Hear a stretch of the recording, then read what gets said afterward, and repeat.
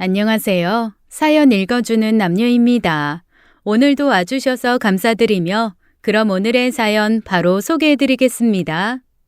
사랑에 빠지면 아무것도 생각이 안 날 때가 있죠. 저는 그래 본 적이 있습니다. 저희 부모님은 양쪽 집에서 물려받은 재산도 좀 있고 아빠가 하시던 사업도 잘 되셨던 편이어서 저는 비교적 부유하게 자랐어요. 모두가 어려웠던 시절이었지만 그래도 저는 제가 하고 싶은 건 다 했습니다. 게다가 외동딸이었거든요. 저희 아빠는 유난히 공부를 잘하는 사람을 좋아하셨어요. 어렸을 때부터 그래서 저희 집은 늘 서너 명씩 뭐랄까 돈은 없는데 공부 잘하고 능력 있는 사람들 있잖아요. 그런 친구들이 하숙 비슷하게 와서 밥도 먹고 공부도 하곤 했습니다.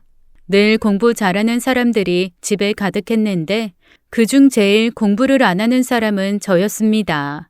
그렇다고 아빠가 저한테 공부를 해라, 공부해라 강요한 건 아니셨어요. 그저 네 길이 이 길이면 가는 것이고 그렇지 않으면 아닌 것이지라는 게 아빠의 지론이었죠. 정말 집에 이 사람 저 사람 많이 드나들고 어쩔 때는 제가 집에 사는 건지 아니면 기숙학교에 사는 건지 구분이 안 갈 정도로 저희 집엔 항상 누군가가 있었습니다. 꽤 큰 주택이었는데 마당을 사이에 두고 약간 별채 같은 공간이 있었거든요. 그 공간에서 늘 4~5명은 머물렀던 것 같아요. 보통은 2~3년 정도 머물면서 각종 고시에 시험 준비들을 했고 짧게는 몇 개월 머문 사람도 있었습니다. 제 기억에 가장 길게 머문 사람은 한 5~6년 정도 법이랑 의료 계열 공부하던 사람들이었던 걸로 기억해요. 내신 부모님은 이렇게 성실하고 똑똑한 사람들 사이에서 제가 남편감을 골랐으면 하는 생각을 하셨을 수도 있습니다. 제가 고등학교 졸업할 나이가 되자 가끔 저 사람 어떠니 저런 사람이 대릴 사위가 되면 엄마 아빠는 전 재산 아깝지 않다라는 말씀을 자주 하셨거든요. 부모님이 봤을 때도 저는 공부머리는 아니었던 거죠. 그러니 성실하고 똑똑한 사위를 어서 들여서 저를 안정된 삶으로 넣어주고 싶으셨던 것 같아요. 하지만 부모 마음대로 되는 자식이 어디 흔하던가요. 저 역시 그랬습니다. 제 나이 19대 저는 제 인생을 뒤흔들 것 같은 사람을 만났고 그 사람은 부모님이 원하던 스타일은 결코 아니었습니다.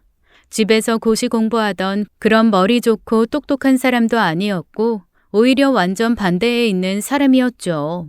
저희 집에 물건을 배달해 주던 일용직 노동자였거든요. 엄마는 손맛이 좋고 요리를 잘하시는 분이었습니다. 집에야 일하는 사람에 요리하는 참모 이모님까지 다 있으니 정작 그 솜씨를 발휘할 기회가 없었죠.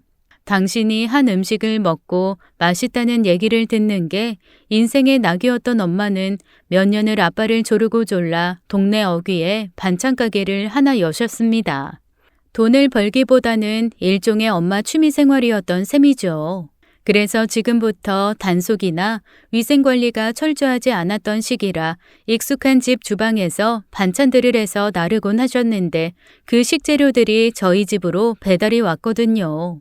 일주일에 2번 정도 가득 들어온 식재료로 일하시는 아주머니들이랑 같이 반찬을 하셨습니다. 아빠는 번잡스럽게 왜 힘들게 사냐며 살림 같은 거 안 해도 된다고 하셨지만 그게 엄마 취미였는 걸 어떡해요. 항상 그 식재료를 싣고 배달 오는 사람이 바로 제가 결혼한 남편이에요. 남편 차에는 작은 아이가 하나 항상 타고 있었습니다. 처음 만났을 땐 너무 깜짝 놀랐어요. 갓 돌진한 아이가 보조석에 누워 있었으니까요. 어린 마음에 이 아이는 누구냐고 했더니 그 사람이 그러더라고요. 마누라가 아이 낳고 도망갔다고요. 19살인 제가 듣기엔 다소 충격적인 얘기였죠. 그렇게 2~3년 그가 저희 집에 드나들고 아이가 2살이 되고 3살이 될 때쯤 저는 그 사람과 사랑에 빠지고 말았습니다. 식재료를 나르면서 은근히 닿는 손길이 짜릿했고 그와 주고받는 눈빛이 설레었어요.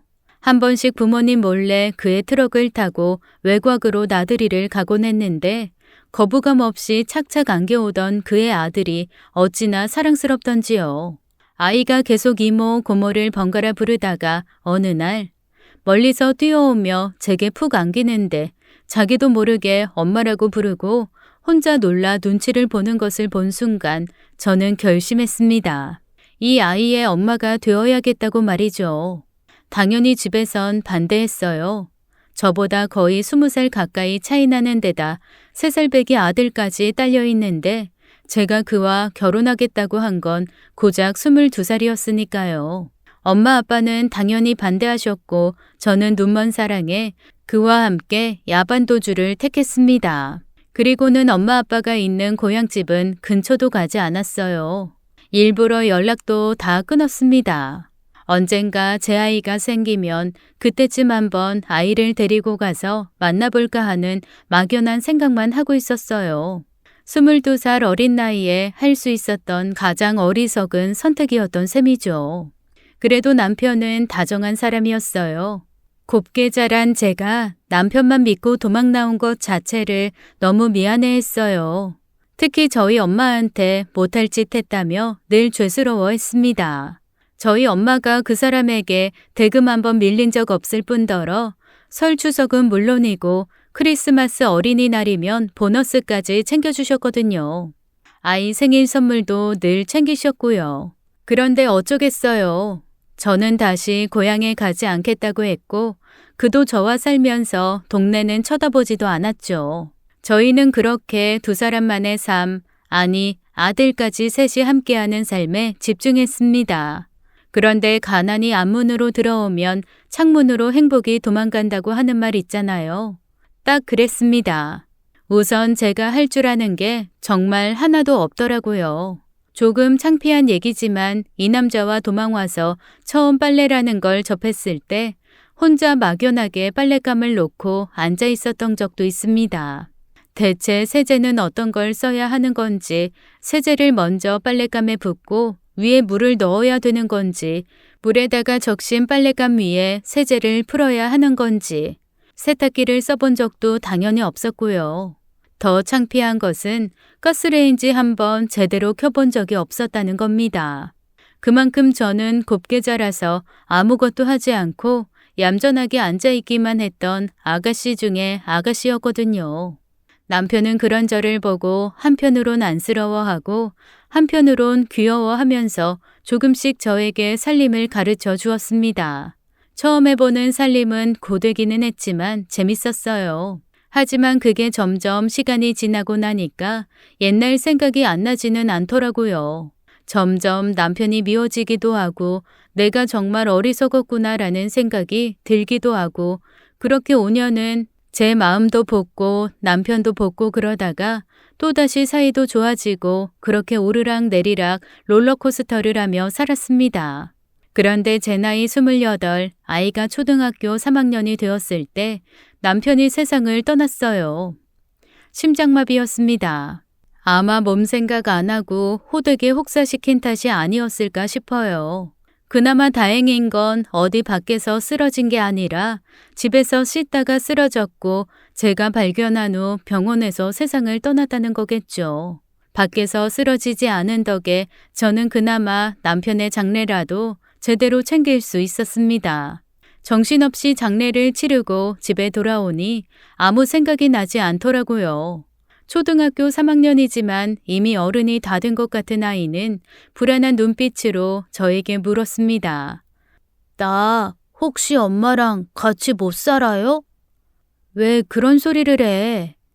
나 엄마 친아들 아니잖아. 아빠랑 살았기 때문에 엄마가 내 엄마였던 거 나도 알아요.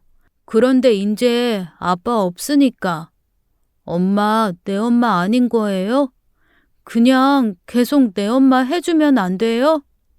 세상에 어린아이가 어쩜 그런 말을 할 수가 있을까요? 지금까지 계속 엄마 하면서도 아이의 마음이 얼마나 불안했을까. 내가 좋은 엄마가 아니었나. 어떻게 아이에게 이런 불안감을 주었나. 내가 나도 모르게 혹시 친아들이 아니라고 구박한 적이 있을까 등등 온갖 마음이 들면서 가슴이 무너져 내렸습니다. 자리에서 아이를 안고 펑펑 울며 얘기했죠. 너는 내 아들이야. 누가 뭐라고 해도 넌 내 아들이야. 엄마는 널 떠나지 않아. 죽어서도 내 아들 너만 보고 살 거야. 엄마 생에 자식은 너 하나야. 그리고 저는 그때 결심했습니다. 혹여 제가 나중에 재혼을 하게 되더라도 절대 내 속으로 아이는 낳지 않겠다고요. 그냥 제 인생의 아들은 지금 이 아이 하나다라는 생각을 단단히 굳혔습니다. 여자였을 때의 저는 빨래도 잘 못하고 설거지도 잘 못하고 음식도 잘 못하는 연약한 존재였지만 엄마로서의 저는 강해지더라고요. 그때부터 정신없이 동네를 돌아다니며 가게마다 붙어있는 전단지는 다 보고 돌아다녔습니다. 아침 6시부터 10시까지 하는 일도 구하고 오전 11시부터 오후 6시까지 하는 일도 구하고 저녁 8시부터 새벽 2시까지 하는 일도 구했습니다. 주말에 하는 일도 구해서 정말 쉴 새 없이 일을 했죠. 어떻게든 아이와 함께 먹고 살아야 된다는 생각 때문이었어요. 그렇게 아이가 중학생이 돼서 어느 정도 제가 주변을 돌아볼 수 있을 때쯤 되니 유난히 부모님 생각이 많이 나더라고요. 제가 자식을 키워보고 아이가 1등한 성적표를 가져오기도 하고 친구들과 싸워서 학교도 한번 가보고 그런 과정들을 겪어보니 우리 엄마도 이랬겠구나, 우리 아빠가 이때 정말 속상했겠구나라는 생각이 그제야 들기 시작했습니다. 그러면서 제가 20대 초반 어린 나이에 대책 없이 집을 뛰쳐나와 야반도주를 한 후 연락 한 번 없었던 게 얼마나 큰 죄인지 그제서야 강하게 깨달아지더라고요. 그래서 어느 날 아이에게 깨끗하게 옷도 사입히고 머리도 예쁘게 다듬어주고 저도 정말 오랜만에 고운 원피스 차려입고 화장을 한 후 고향집을 찾았습니다. 하지만 정작 고향 근처에 도착하니 걷잡을 수 없이 눈물이 나더라고요. 어떻게 해야 될지 몰라서 계속 꺽꺽거리고 울고 있는데 아들이 저한테 그랬습니다. 엄마, 혹시 할머니 할아버지가 엄마 밉다고 덤벼서 때리면 내가 대신 맞을 테니까 엄마는 내 뒤에 숨어요. 알았죠? 세상에 이런 아들이 또 어디 있나요? 아들의 말 한마디에 저는 울다가 웃다가 다시 울다가 웃다가를 반복하며 제 기억 속의 집을 찾았습니다. 그런데 분명 제가 살던 동네에 제가 살던 집인데 어쩐지 비어있는 것처럼 보이더라고요. 이게 무슨 일이지? 10년이면 강산도 변한다곤 하지만 엄마 아빠가 이 집을 두고 이사 가셨을 리가 없는데라는 생각에 계속 집 앞에서 기웃기웃하고 있는데 누군가가 저를 불렀습니다.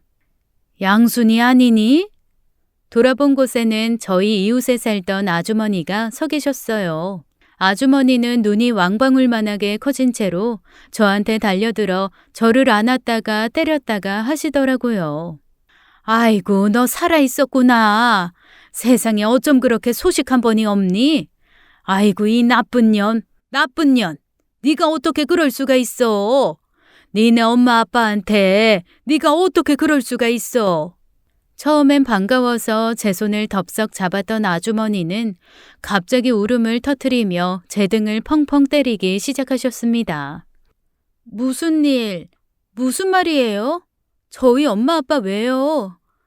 3년 전에 너희 아버지 돌아가시고 작년에 너희 엄마마저 따라가셨어. 갑자기 온몸이 얼어붙는 것 같았습니다. 몸이 꽁꽁 얼고 몸을 손끝부터 누군가가 망치로 자근자근 깨부수는 것 같았어요. 아무 생각도 들지 않고 숨도 쉬어지지 않더라고요. 엄마 아빠가 다 돌아가셨다고요? 그래. 너 그렇게 떠난 다음에 너희 집 완전 초상집이었어. 어쩜 그렇게 감쪽같이 사라지니? 2, 3년간 사람 풀어 애써 찾다가 간신히 너랑 도망간 그 놈팽이 놈. 그놈 주소 찾아 반지하 방에 갔더니 이사 나간 빈집이었다고 하더라. 그때 너희 엄마 너무 실망하고 좌절해서 구급차 타고 오셨어 집에. 결국 두 분이서 뭘 다 포기하신 건지 어느 날부터 너희 집에서 공부하던 친구들한테 재산 조금씩 다 나눠주고 공부하면서 살 수 있는 방 구할 수 있게 뒷바라지 다 해주신 다음에 두 분이서 이 집 정리 딱 하시고 근처에 작은 곳으로 이사 가셨어. 그렇게 그냥 시름시름 다 시들어가셨다. 대체 어디서 숨어 있다가 이제 나타난 거야? 아주머니의 얘기를 듣고 저는 바닥에 주저앉아서 펑펑 울었습니다. 아주머니는 엄마 아빠가 그나마 남아있던 재산 싹 정리해서 다 기부하고 재산 한 푼 남기지 않고 돌아가셨다는 말을 하며 저를 또 마구 흔들었어요. 자식도 없는데 누구한테 물려주냐며 그동안 너희 집 스쳐가며 공부했던 사람들한테 다 나눠줬다. 남은 건 장학재단 만들어서 기부하고 그렇게 재산 한 푼 안 남기고 가셨어. 엄마 아빠한테 재산을 받으려고 엄마 아빠 찾은 건 아니었지만 두 분의 임종도 못 지키고 잘못했단 말도 못한 채 그렇게 떠나보냈다는 사실을 듣고 저는 가슴에 정말 대못이 박히는 것 같았어요. 그렇게 울고불고 아들의 부축을 받은 채 간신히 일어나서 아주머니께 물었습니다. 혹시 엄마 아빠 무덤 어디 있는 줄 아세요? 그랬더니 아주머니가 고개를 설레절레 흔들면서 말씀하시더라고요. 아버지 장례 때도 동네 사람들한테 일절 장지 안 알리셨어. 그나마 장례도 3일장도 안 하신 것 같아. 뒤늦게 얘기 듣고 문상 가려고 했는데 발인 끝났다고 하더라고. 어머니 혼자 장례 다 치르고 집으로 돌아오셔서 모르고. 어머니는 에휴 챙겨줄 자식도 없는데 시신기증하신다고 했대. 병원이 어딘지는 나도 모르고.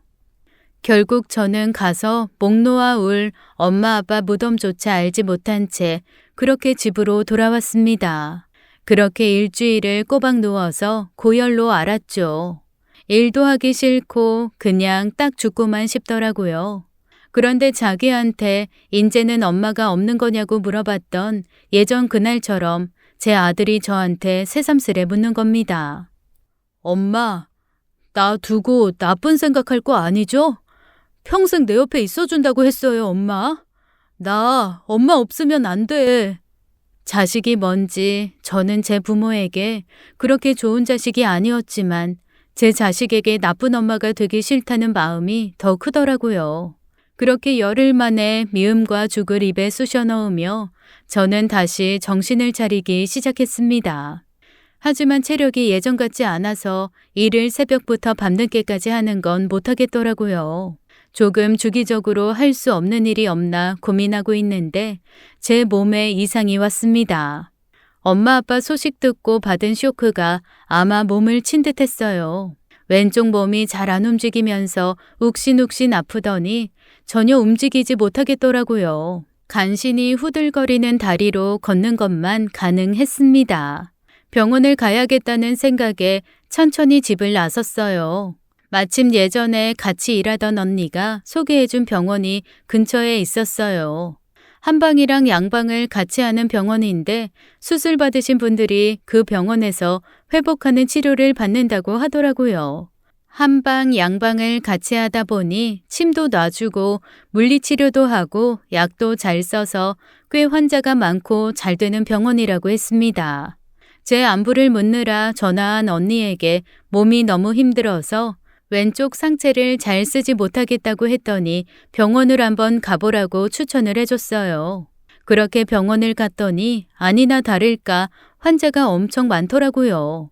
한참을 기다렸다가 진료실을 들어갔는데 중년의 진료실 의사가 저를 봤다가 차트를 봤다가 다시 저를 봤다가 차트를 봤다가 그러면서 고개를 갸웃갸웃 하는 겁니다. 그러더니 저한테 조심스럽게 물어보더라고요. 혹시 박상구님 딸 박양순? 깜짝 놀랐습니다. 병원에서 저희 아빠 성함을 들을 거라고는 생각도 못했거든요. 네, 절 어떻게 아세요? 박양순이가 맞구나. 아이 너는 아마 나를 기억 못할 거야. 나 너희 집에서 공부하던 사람이야. 그때 내가 공부할 때 네가 초등학교 한 4, 5학년 정도 됐을 때니까 한참 전이지. 병원 의사는 저희 집의 하숙생처럼 머물면서 공부하던 오빠였습니다. 워낙 많은 다른 사람이 들락거려서 저는 얼굴은 기억은 안 나는데 어쩐지 목소리를 들으니까 한두 번 제가 커피를 갖다 준 것 같기도 하고 아닌 것 같기도 하고 그러더라고요. 상대방이 저를 안다고 하니까 저도 왠지 아는 것 같고 그랬습니다. 네, 안녕하세요. 너도 인자 나이가 얼굴에 보이는구나. 그렇죠 뭐. 저도 이제 30줄인데요. 아버지 어머니는 건강하셔? 아, 연락 못 들으셨구나. 저는 의사가 된 예전 하숙생 오빠 앞에서 담담하게 엄마 아빠에 대한 얘기를 전했습니다. 그리고 왜 그랬는지는 모르겠지만 쌓인 얘기가 터져 나온 듯 처음부터 줄줄 제 얘기를 털어놓기 시작했어요. 간호사가 몇 번 왔다 갔다 하면서 눈치를 줬는데 의사 오빠가 그러더라고요. 저기 부원장님한테 이 환자분들 좀 봐주시라고 해주세요. 예약 환자분 없고 외래니까 부탁 좀 드린다고. 그렇게 1시간이 지나고 2시간이 지나고 3시간쯤 지났을 때 제 얘기는 끝이 났고 제 눈물도 그쳤습니다. 중간중간 오빠는 제 손도 잡아주고 위로도 해주고 마지막엔 그러더라고요. 그래서 너 지금 뭐 먹고 사는데? 일자리를 좀 구해보려고요. 안 그래도 이때까지 청소하고 김밥집 일하고 갈비집에서 일하고 애들 도서실 청소하고 그런 거 계속 돌아가면서 했었는데 그렇게 몇 개씩은 못할 것 같고 그냥 좀 주기적으로 할 수 있는 일을 좀 찾아보려고요. 너 우리 병원 청소 좀 해줄 수 있냐? 청소요? 안 그래도 병원에서 청소하시는 여사님이 그만두셨는데 로비 청소나 화장실 청소 이런 거는 외부 용역이 하고 우리 병원에 VIP 병동이 5개가 있거든. VIP 병동만 청소해주면 되는데 어떻게 해볼려? 저야 너무 감사하죠. 우리 병원은 무조건 정직원이야. 이 4대 보험 다 들어줄 거고 아침 9시부터 저녁 6시까지 일하는 걸로 해서 급여도 많지는 않겠지만 안정적일 테고 그리고 지금 사는 집은 조건이 어떻게 되어 있어? 보증금 2천에 월세 30이요. 내가 20평대 아파트 하나 전세 놓은 거 있어. 그거 다 다음 달에 전세 만기인데 마침 세입자 나간다고 했거든. 거기로 들어와. 제가 전세금만큼이 없어서. 괜찮아. 그냥 들어오고 이 월세 내던 걸로 매달 관리비나 꼬박꼬박 내. 이 은혜를 어떻게 갚죠?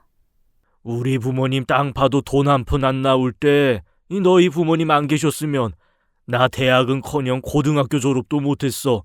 바쁘게 산다고 못 챙긴 거 나한테 너무 큰 죄고 상처야. 너 돕는 걸로 나 마음 편해지려고 하는 거니까 고마워하지 않아도 돼. 정말 은혜 갚고 싶으면 너 잘 살아. 그리고 치료는 받고 가. 물리치료실 연결해 줄 테니까. 치료비는 없다. 직원 복지야. 세상에 이런 행운이 있을까요? 오빠가 돌아가신 저희 부모님 생각해서 저한테 호의를 베푸는 거였고 그 호의를 자존심 때문에 거절하기에는 제 사정이 너무 다급했습니다. 일단 일은 다음 주부터 하고 오늘이랑 내일은 병원 와서 침 맞고 치료받으면서 일단 몸부터 제대로 만들자. 그리고 아들 학생이라 그랬지? 한번 데리고 와. 진단해서 보약 한 채 쥐어줄 테니까 선물이나 생각하고 받아주고. 너무나 감사한 얘기였습니다. 그렇게 저는 아들과 함께 살 수 있는 근간을 마련할 수 있었죠. VIP 병동 청소는 그다지 어렵지 않았습니다. 워낙 환자분들도 고상하고 얌전하셨고 크게 더럽히는 것도 없었거든요. 늘 저한테 여사님 이것 좀 치워주세요. 여사님 이것 좀 버려주세요. 라고 존댓말도 써주셨고요. 병원에 청소를 한다고는 하지만 아침에 1~2시간, 점심에 1~2시간, 저녁에 1~2시간 정도 청소하면 나머지는 오히려 한가하게 쉬는 시간이 더 많았습니다. 그럴 때면 병원 식당에 내려가서 함께 반찬도 만들고 식재료도 다듬으면서 시간을 보냈습니다. 처음에는 뭐 이런 것까지 하냐고 했던 주방 언니들도 손이 야무지고 음식 잘한다며 나중엔 저를 예뻐해 주시더라고요. 친해지면서 제 사정 듣고는 함께 울어주기도 하고 정말 친언니처럼 호되게 욕도 해주고요. 그렇게 알게 된 직장 언니의 아들에게 제 아들이 과외도 받기 시작하면서 저는 점점 안정을 찾아갔습니다. 돈벌이가 안정돼서도 물론 이유가 되겠지만 무엇보다 의지할 사람들이 생기고 제 속을 털어놓을 대상들이 생긴 것이 좋더라고요. 돈도 벌리면서 제가 하고 싶은 만큼 아들을 뒷바라지하게 되니 조금씩 삶의 의욕도 생겼습니다. 아들은 정말 더할 나위 없는 효자로 잘 자라주었어요. 자기 엄마 사정 알아서 그랬는지 혼자서 장학금 받을 수 있는 기회도 많이 찾아보고 고등학교 때부터는 어디서 지원도 받고 장학금도 받고 하면서 학원비 조금도 들지 않고 자기가 혼자 열심히 공부해서 좋은 대학을 갔습니다. 그 생각이 들더라고요. 아버지 살아계셨으면 손주가 공부 잘해서 정말 좋아하셨겠다. 우리 아버지 공부 잘하는 사람 진짜 좋아하셨는데라는 생각 말입니다. 그렇게 한 번씩 엄마 아빠에 대한 그리움과 죄송함이 밀려오기도 할 만큼 아들은 공부도 잘하고 착실하게 잘 자랐습니다. 마침내 좋은 대학도 갔어요.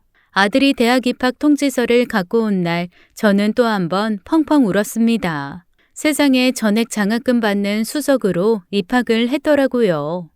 그것도 법대를 말이죠. 엄마, 저 학교 기숙사 들어가려고요. 왜? 집에서 다니기 힘들어? 공부도 많고 다른 사람보다 1년이라도 빨리 시험 합격하려면 그냥 학교 기숙사에서 계속 공부하고 수업 듣고 공부하고 수업 듣고 그러는 게 좋을 것 같아요. 정말 훅 커서 떠나네. 어쩐지 엄마 엄청 서운하다. 제가 주말마다 온다는 약속은 못하지만 그래도 엄마 자주자주 연락할게요. 서운했지만 품 안의 자식이라고 하죠. 아들이 날갯짓을 하며 날아가겠다는데 기꺼이 지지를 해줘야겠다는 생각이 들었습니다. 그렇게 아들은 학교 기숙사로 들어갔고 저는 혼자서 병원 근무하면서 일상을 살아갔어요. 시간은 참 잘 흐르더라고요. 병원 규모는 점점 더 커져서 처음 제가 다니기 시작할 때는 한 건물에 3개층만 쓰던 규모였는데 어느새 건물을 사서 올리고 다른 곳에 3개 더 체인을 낼 정도로 성장했습니다. 의사 오빠는 10년쯤 지난 후에 저에게 한 푼 받지 않고 임대해 주었던 아파트를 제게 팔았어요. 물론 시세보다 한참 낮은 가격이었지만 저는 그동안 모은 돈으로 값을 치를 수 있었습니다. 그해 말에 오빠가 아들에게 용돈하라고 보내준 돈이 제가 아파트 값을 치른 돈의 3분의 1은 되는 금액이라 결국 공짜나 다름없이 아파트를 받았지만 그래도 제 집이 있다는 것이 얼마나 든든하던지 집도 안정되고 돈벌이도 안정되고 아들도 든든하니 슬슬 욕심이라는 게 생기더라고요. 이제 남들처럼 다복한 가정을 갖고 싶어졌다고나 할까요? 아들도 나이가 들어가는데 이 녀석이 공부에만 매진하느라 그런지 도통 연애한다는 말이 없는 겁니다. 하긴 학교 다닐 때도 늘 집에 와서 놀던 건 남자애들 뿐이었고 그나마도 서너 명이 안 되어서 제가 누가 누군지 다 알 정도였거든요. 분명 남녀공학을 다녔는데 연습장에 낙서한 이름 중에서도 여자 이름은 없더라고요. 괜히 물어보면 또 이상하게 참견하는 엄마가 될 것 같아서 나름 쿨한 척 모르쇠로 일관하고 있는데 아무리 봐도 여자가 있는 것 같지 않은 겁니다. 한 달에 한두 번 집에 오면 저한테 착 달라붙어서 사근거리는데 저야 좋지만 한편으로는 이런 걸 할 상대가 없어서 이놈이 엄마한테 이러나 싶기도 하고 여튼 복잡한 마음에 싱숭할 때쯤 녀석이 그러더라고요. 엄마, 나 여자친구랑 결혼하고 싶어요. 너 여자친구 있었어? 아니, 공부만 한다고 여자친구도 없나 걱정했는데 너무 좋다. 어떤 여자야? 그러자 아들이 그냥 피식 웃으면서 얘기하더라고요. 나중에 조금 더 정확해지면 그때 얘기할게요. 아니, 결혼하고 싶다면서 뭐가 더 정확해지면 그때 얘기해? 아이 좀 그럴 사정이 있어. 아들은 그렇게 흐지부지 말을 흐렸습니다. 제가 자꾸 무슨 일이냐, 왜 그러냐고 캐묻자 그때서야 망설이면서 얘기하더라고요. 엄마, 상처받지 말고 잘 들어요. 내가 만나는 여자애가 집이 좀 잘 살아. 좀 많이 잘 살고 아버지 어머니도 두 분 다 우리 학교 교수고 그래. 그러다 보니 두 분이 나를 아주 반기지는 않으셔. 건강은 어떤지에서부터 그래서 앞으로 어떻게 살 건지 아주 넘어야 할 고비가 많아. 그래서 여자친구도 힘들어하고 둘 다 서로 좋아하고 결혼하고 싶어하는 건 변함이 없는데 아무래도 넘어야 할 산이 많다 보니 지금은 덥석 엄마한테 여자친구를 보여주기가 좀 그래. 자식 키우는 언니들이 가끔 자식 때문에 심장이 갈기갈기 찢어지는 것 같다는 말을 한 적이 있었습니다. 자기가 뭔가 더 해줄 수가 없는데 그 해줄 수 없는 것 때문에 자식이 발목을 잡혀 허우적거리는 것 같을 때 정말로 심장을 누가 갈퀴로 득득 긁어내는 것 같다고 하더라고요. 아들이 워낙 혼자서도 잘하고 신통해서 고마움과 미안함에 마음 한구석이 저릿한 느낌을 받아본 적은 있었지만 이렇게 찌르게 아프고 손발이 다 잘린 것처럼 미안한 기분은 처음이었습니다. 만약에 제가 야반도주를 않고 손이 발이 되게 빌어서 제 부모님 아래서 살고 있었다면, 제 부모님의 손주로 제 아들이 자랐다면 지금 같은 일은 없었겠죠. 부모가 좀 못나고 못 배웠어도 큰 재산 일구고 사는 집안 손자라면 제 아들이 저렇게 결혼 때문에 여자 집안에 기죽어서 고생하는 건 안 봐도 됐으려나요? 어쩐지 그냥 다 제 잘못 같아서 숨이 턱턱 막혀오더라고요. 그런데 제 눈치를 슬슬 보던 아들이 자기도 말해놓고 마음이 불편한지 그랬습니다. 엄마 불편하라고 하는 말 아니야. 그냥 솔직하게 말하는 거지. 그 집에서 나 싫어하는 것도 아니고 나 사는 자취방 너무 좁고 환경 안 좋다고 오피스텔도 얻어주셨었어. 조만간 거기로 이사도 할 거고 건강 상태 체크하라고 대학병원에서 제일 비싼 이 건강검진도 예약해 주시고 그러니까 내가 때 돼서 엄마한테 소개해 주겠다고 하면 그때 그냥 만나요, 엄마. 아들의 얘기를 들으면서 저는 점점 더 속이 타들어가고 아파왔습니다. 생각해보니 제가 병원에서 일을 하면서도 그 흔한 건강검진 한번 제 아들 해줄 생각은 안 했더라고요. 남의 부모도 생각하는 걸 저는 생각도 못했다는 것에 이미 마음이 쓰렸습니다. 오피스텔도 제가 구해줬어야 하고 건강검진도 제가 시켜줬어야 맞죠. 그게 부모죠. 하지만 그걸 티낼 수도 없는 게 또 부모 마음인가 봅니다. 애써 아들에게 웃으면서 이렇게 말했습니다. 아이고, 우리 아들 복이 터졌네. 벌써부터 사랑받는 사위인가 봐. 오피스텔도 받고 건강검진 선물도 받고. 그래, 넌 워낙 잘생기고 인품 좋아서 어디 가나 사랑받을 거야. 엄마는 그냥 너 믿고 기다릴 테니까 준비되면 그때 말해줘. 그렇게 저는 아들을 보내고 한참을 구석에 쪼그리고 앉아서 울고 또 울었습니다. 기댈 곳이 없다는 게 이렇게 막막하고 허무한 것인 줄 처음 알았죠. 그리고 그 다음부터 저는 어쩐지 혼자 망설여지고 마음이 편치 않아서 제 쪽에서 아들에게 먼저 연락을 하는 일을 줄였습니다. 아들도 뭔가 바쁘고 정신없는지 한 달에 한두 번은 그래도 와서 하루 종일 저랑 같이 시간을 보내곤 했었는데 오는 것도 2달에 한 번, 3달에 한 번으로 줄더니 근 6개월째 얼굴을 보여주지 않더라고요. 전화도 매일 하던 녀석이 이틀에 한 번, 일주일에 2번 줄더니 이제는 열흘에 한 번 할까 말까 하는 상태가 되었습니다. 이렇게 아들 하나 다른 집으로 보내나 보다 싶은 마음에 허전했지만 그래도 한켠에는 아들이 알아서 잘 하겠거니 하는 마음이 있었어요. 외롭고 서운한 건 어쩔 수 없었죠. 사건은 그쯤 벌어졌습니다. 병원에서 퇴근하면서 어쩐지 입맛이 없어 전복죽을 싸가지고 집에 들어왔는데 식탁 위에 웬 봉투가 하나 놓여 있더라고요. 그리고 아들 글씨로 된 편지도 하나 있었습니다. 봉투를 열었더니 안에는 5만 원짜리가 가득 들어 있었어요. 1,000만 원이었습니다. 너무 놀라서 편지를 폈더니 거기에는 짧은 아들의 글이 적혀 있었는데 처음에는 이게 무슨 말인지 몰라 읽고 또 읽었습니다. 엄마, 미안하지만 저 이제 엄마 아들 그만할래요.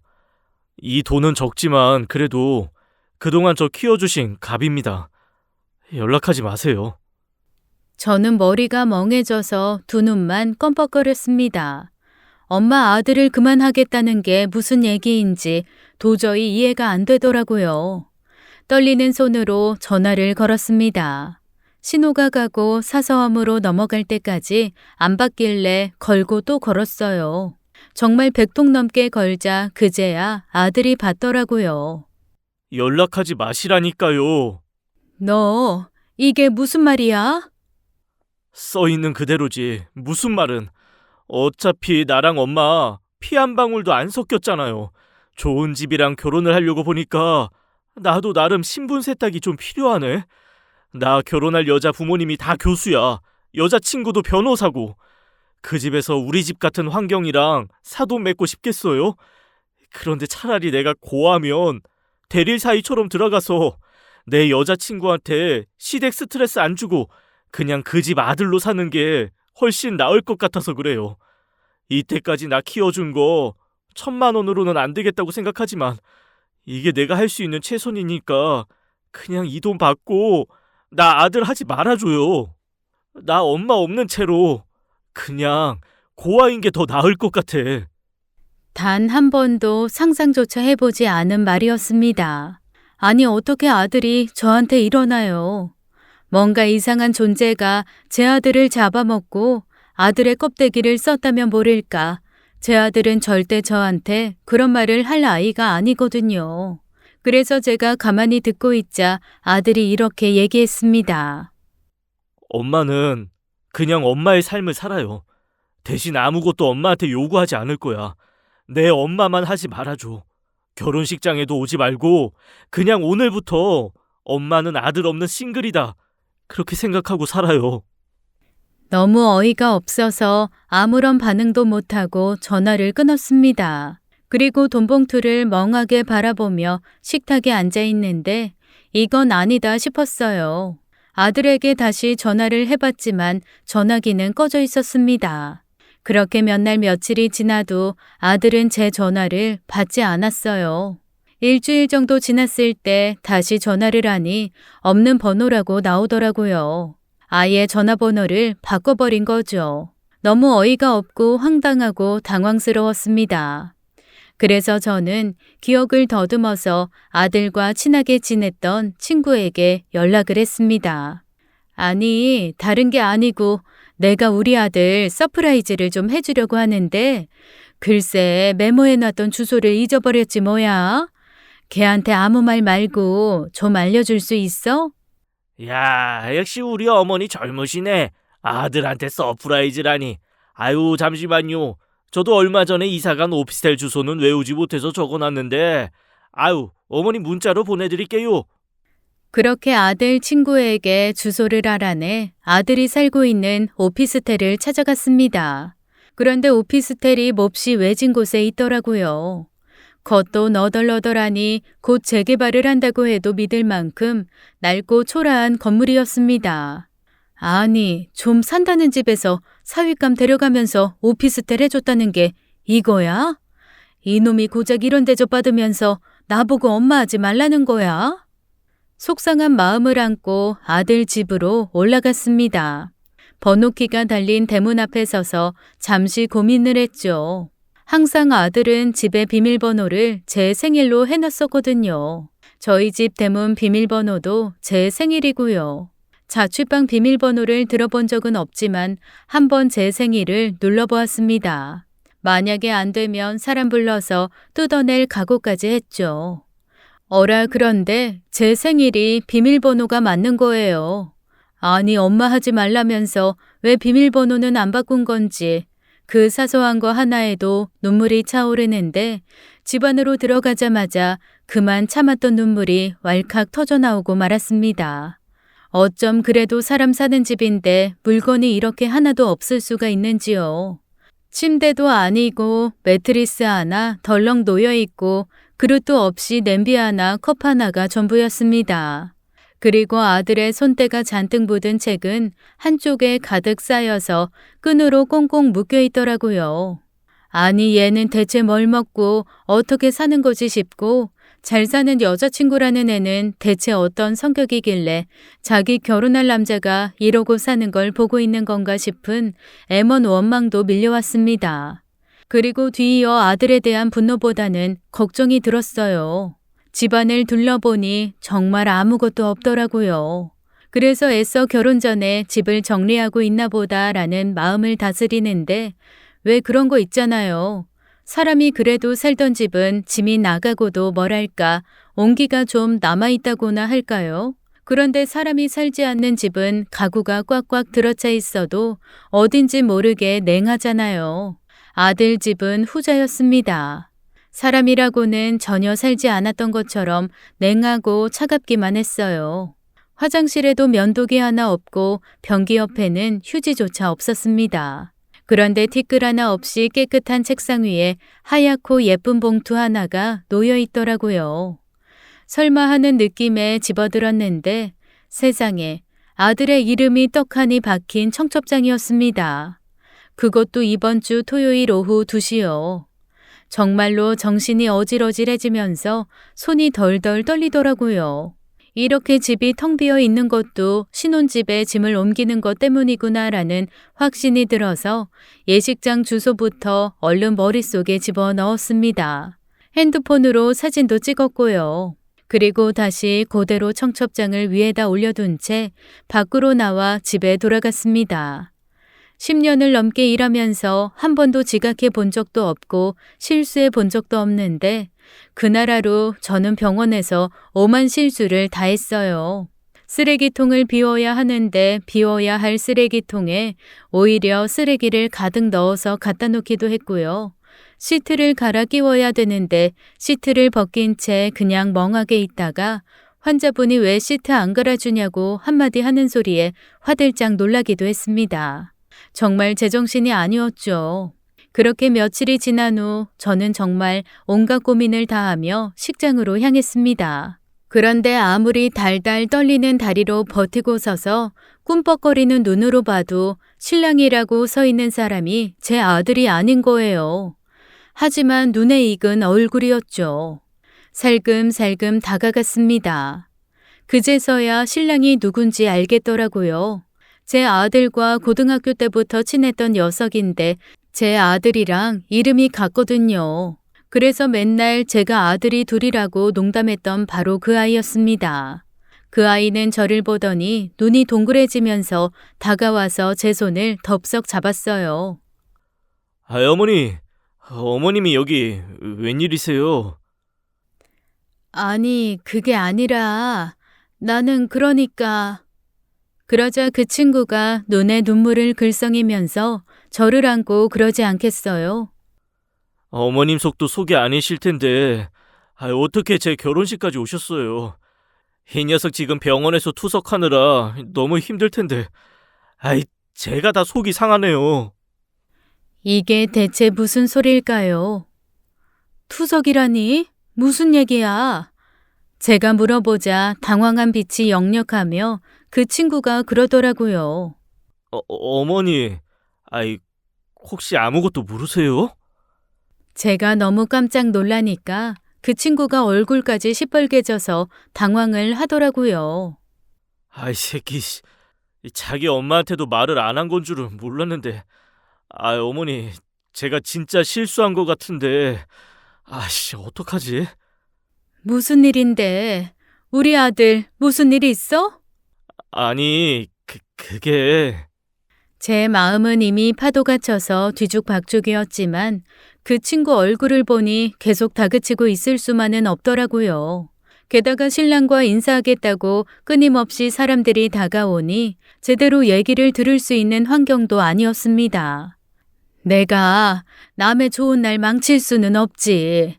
하지만 나 꼭 들어야겠어. 계속 기다릴 테니까 다 끝나면 나 정말 10분만 만나주고 가. 응? 제가 간절하게 매달리자 그 친구가 고개를 끄덕이더라고요. 어머니 죄송해요. 그런데 제가 시 끝나고 꼭 말씀드릴 테니까 좀 앉아서 마음 좀 가라앉히시고. 네? 그렇게 아들 친구는 식을 올리러 들어가고 저는 예식장 한 구석에 앉아서 멍하게 식이 끝나기만을 기다렸습니다. 안에서는 음악에 웃음이 끊이지 않았지만 저는 지옥 속에 홀로 놓여 있는 것 같았어요. 10년같이 느껴졌던 시간이 흐르고 아들 친구가 허둥지둥 제게 다가오더라고요. 워낙 다정한 녀석이긴 했지만 힘든 얘기를 해야 해서인지 더 다정하게 제 손을 잡고 얘기를 시작했습니다. 진짜 죄송해요. 저는 어머님이 모르신다고 생각도 못했어요. 하긴 그 자식 성격에 말 안 했을 것 같긴 하지만 그러니까 시작을 어디서부터 해야 하냐. 혹시 결혼할 여자 있었던 건 아세요? 알아. 그 집에서 무슨 오피스텔도 사주고 건강검진도 시켜주고. 맞아요. 좀 엄하게 잘 사는 부잣집이라 그런 거 다 요구하셨나 봐요. 무슨 통장 잔고 증명서까지 달라고 그랬다 해서 저희가 어디 왕족한테 장가 가는 거냐고 놀리고 그랬거든요. 그런데 그때 한 건강검진에서 이상이 발견된 거예요. 간이랑 신장이 너무 안 좋아서 수술도 힘들고, 특히 신장은 한쪽은 거의 기능을 못하고 한쪽도 투석 필요하다고. 그동안 전조 증상 못 느꼈냐고 병원에서 엄청 혼났나 봐요. 간하고 신장? 걔가 왜 술도 안 마시는데. 저도 자세히는 못 들었는데 걔 간이 남들보다 좀 작은가 봐요. 그런데 공부하느라 수십 년을 무리하고 과로하고 그랬으니 간이 견디지를 못한 거죠. 저희는 그냥 너 웜톤이다. 귤 좀 그만 먹어라. 그러고 말았는데 그 노란 얼굴이 간 때문인 줄 몰랐죠 뭐. 워낙 밖에서 운동 많이 하니까 타서 잘 몰랐던 것도 있고. 여튼 병원에서 몇 달이라도 더 살고 싶으면 입원해서 일단 투석받고 치료하자 했는데 그 얘기 듣고 여자 쪽에서 파혼했다나 봐요. 사람이 건강하기라도 해야 뭐라도 차려주지 건강도 안 좋은 사람이랑 결혼 못 시킨다고. 그래도 여자친구는 못 헤어진다.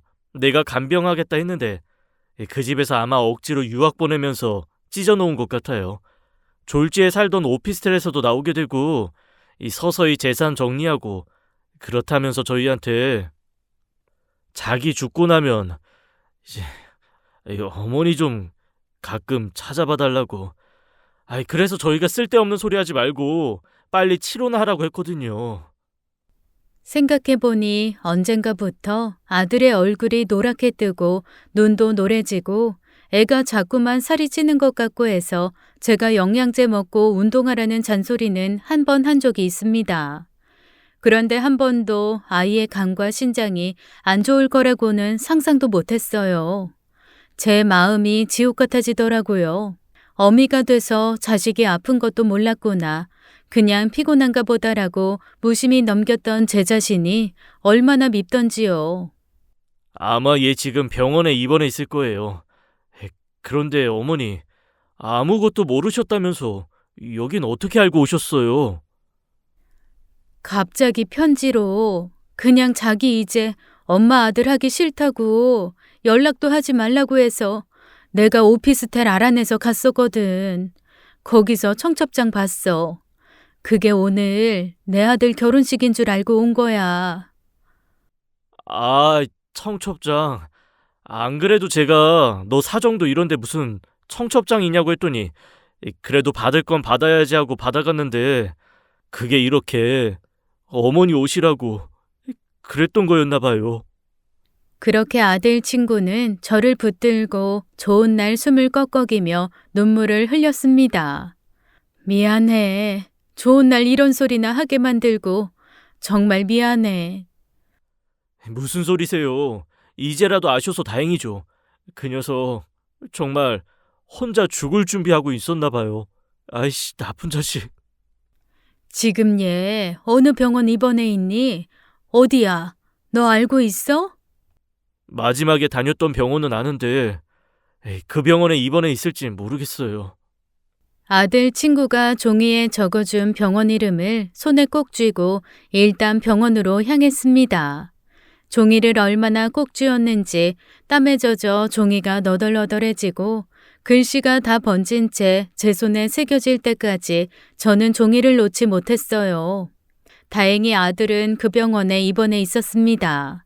병실 문을 열고 들어간 순간 아들을 보고 저는 자리에 털썩 주저앉고 말았습니다. 사람이 몇 달 상간에 그렇게까지 달라진 모습이 될 수 있나요?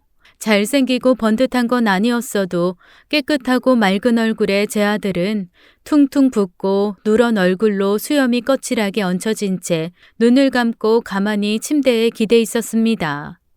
누가 봐도 생기가 사라진 채 마지막을 겸허히 준비하는 사람의 모습이었죠. 다가가서 아들의 손을 잡았습니다. 아들이 천천히 눈을 뜨고 저를 보더니 깜짝 놀란 눈빛을 하면서 입을 꾹 다물더라고요. 눈에 눈물이 차오르는데 그거를 닦을 힘도 없는지 손만 부들부들 떨면서 저를 가만히 보고 있었습니다. 제가 아들한테 그랬죠. 엄마가 절대 너 안 떠난다고 했지? 엄마, 죽어도 엄마가 너 쫓아간다고 했지? 엄마. 엄마한테 이러고 마음이 편했어? 이게 맞는 것 같았어? 아들이 조용히 고개를 젓더라고요. 그렇게 모진 말 하면서 돈 1,000만 원 주고 내 엄마 하지 말라고 떠나면 엄마가 정말로 네 엄마 안 할 것 같아? 다시 아들이 조용히 고개를 저었습니다. 저는 아들을 꼭 끌어안고 얘기했어요. 사는 날까진 살아보자. 간이고 신장이고 엄마가 다 떼줄 수 있으면 떼줄게. 너 엄마한테 예전에 그랬잖아. 나 이제 네 엄마 아니냐고. 너 엄마랑 평생 있고 싶다고 그랬지. 엄마도 똑같아. 너 무슨 일이 있어도 엄마 아들 떠나는 거 못해. 엄마는 너 못 보내. 엄마 삶의 아들은 너 하나고 자식은 너 하나야. 너 엄마 두고 갈 생각 절대 하지 마. 그렇게 아들을 붙들고 펑펑 울었습니다. 그러자 아들이 그러더라고요. 엄마 이렇게 엄마를 놓아주지 않으면 엄마 삶이 너무 구질구질하고 힘들어져요. 병원비 너무 많이 드는 일이야. 내가 모았던 모든 재산, 내 보험료 다 해도 몇 개월 못 버텨요. 나 엄마 삶을 저당 잡혀서까지 내 목숨 연명하고 싶지 않아. 그냥 내가 할 수 있는 한 거기까지만 살고 거기까지가 내 운명이면 받아들이고 갈래요. 그랬습니다. 아들은 너무 돈이 많이 들고 힘든 과정이니 그 과정에서 저를 빼고 싶었던 거였어요. 엄마, 내 이 구질구질하고 힘든 투병 생활에 들어오지 말아요. 그냥 내가 엄마 아들로서 해줄 수 있는 최소는 엄마를 놔주는 거야. 그러니까 내 마음 좀 알아주고 우리 오늘 이렇게 얼굴 본 걸로 만족하고 다시 나 찾지 마요. 응? 부탁할게요. 하나도 힘이 없는 목소리로 그렇게 말하는 아들이 얼마나 마음이 아팠는지요. 자기도 얼마나 많은 생각을 했겠어요. 하지만 저는 절대 아들을 포기할 수가 없었습니다. 어떻게든 살려야겠다는 생각에 의사와 간호사를 보는 대로 붙들고 돈은 무조건 마련할 테니 제 아들만 살려달라고 읍소하고 돌아왔어요. 그리고 바로 그 다음 날부터 사방에 돈을 빌리러 다녔습니다. 100만 원, 200만 원씩 10명 빌리면 그게 1,000이 되고 2,000이 되니까요. 빌린 돈은 제가 몸이 부서져라 일을 해서라도 꼭 갚을 거였습니다. 일단 아들만 살리면 그 다음에는 평생이 걸려도 벌어서 갚으면 되니까요. 병원 일을 그만두면 그나마 안정적인 일자리가 사라지니 병원에서 일하는 앞뒤 시간 일자리를 구해야 했습니다. 함께 일하는 언니들한테 혹시 야간에 청소하는 일자리 없냐, 24시간 식당 설거지 자리 없냐 물어보며 그런 일자리가 나오면 꼭 알려달라고 했습니다. 갑자기 왜 그러냐는 물음에는 답할 수가 없더라고요. 제 아들이 아프다는 걸 알리고 싶지 않았어요. 그저 남한테는 제 아들이 건강하고 멋지고 흠없는 사람이길 바란 게 제 마지막 욕심이었죠. 그런데 여기저기 제가 일자리를 구하고 있다는 얘기를 들었는지 의사 오빠가 절 부르더라고요. 혹시 우리 병원 급여가 너무 낮아? 아우, 아니에요. 절대 아니에요. 일자리 구한다는 소문이 파다요. 내 귀에까지 들어올 정도면 진짜 열심히 구하는 건데. 무슨 일이 있어? 처음 오빠를 만났을 때처럼 또 눈물이 왈칵 쏟아지더라고요. 사실 오빠 덕에 마련한 아파트, 아무리 제 이름으로 되어 있지만 그래도 그 값에 아파트를 마련하게 된 건 오빠 덕이다 싶어서 함부로 손대면 안 된다는 생각이 강했거든요. 여기저기 빌려보다 정 안 되면 집을 팔아서 병원비를 댈 생각까지 하고 있었기에 저는 오빠에게 뜬금없이 집 팔아도 속상하지 않겠냐는 질문을 해버렸습니다.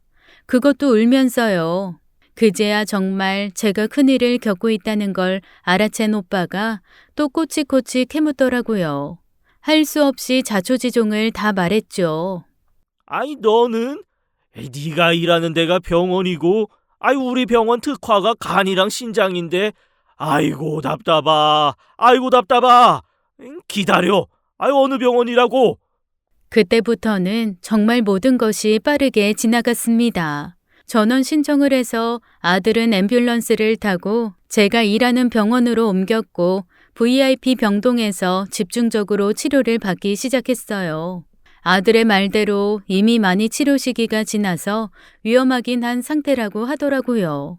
하지만 아예 가망이 없는 건 아니라며 몇 달, 몇 년이 되더라도 한번 해보자고 하는 의사 오빠의 말이 얼마나 고마웠던지요. 그리고 오빠는 병상에 있는 아들에게 정말 큰아빠, 할아버지처럼 버럭 화를 내며 혼을 냈습니다. 그딴 식으로 하는 효도가 무슨 효도냐고 말이죠. 팔다리 다 못 쓰는 한이 있어도 엄마보다 하루 더 사는 게 자식의 효도라고 말입니다. 그 말을 듣고 아들이 오열을 하더라고요. 자기가 잘못했다며 흐느끼는 아들을 보고 저도 함께 울고 말았습니다. 그렇게 아들은 3개월 살아봐야 길게 산다는 전 병원의 말과 달리 지금 6개월째 살고 있어요. 얼굴빛도 많이 돌아오고 투석은 계속하고 있지만 그래도 붓기는 예전보다 한결 덜합니다. 게다가 요즘에는 조금씩 운동도 시작했어요. 조만간 병원 퇴원은 해도 될 것 같아요. 집에서 통원해도 된다는 얘기를 들었거든요. 저랑 아들은 그 어느 때보다 요즘이 행복합니다. 서로에게 정말 서로밖에 없다는 사실을 알고 감사하며 사랑하며 살고 있거든요. 저는 이제 다른 소원 없습니다. 그저 아들이 건강했으면 좋겠어요. 정말 그것뿐입니다. 지금까지 사연 읽어주는 남녀였습니다. 끝까지 시청해주신 여러분 감사드리며 저희는 다음 사연으로 돌아올게요. 감사합니다.